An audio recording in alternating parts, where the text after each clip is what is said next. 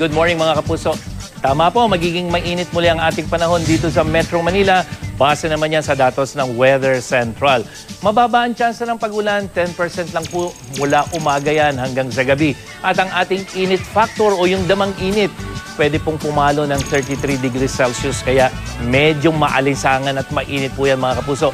Ayon sa Pag-asa, easterlies pa rin yung nakakapekto sa Eastern Luzon at Visayas. Ito yung hangin na nanggagaling dyan sa may Philippine Sea at nananatili naman sa extreme northern Luzon yung pag-ihip ng hanging amihan.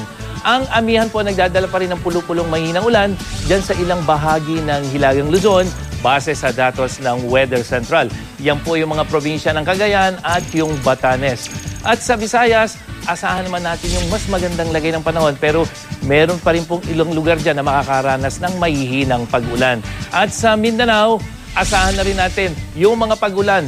Thunderstorm po ang magdadala niyan, lalo dyan sa may Dinagat, dyan sa may Nabunturan at ilang bahagi ng Davao. Pero sa southern part hanggang sa may western section, mas magandang lagay po ng panahon ang aasahan natin.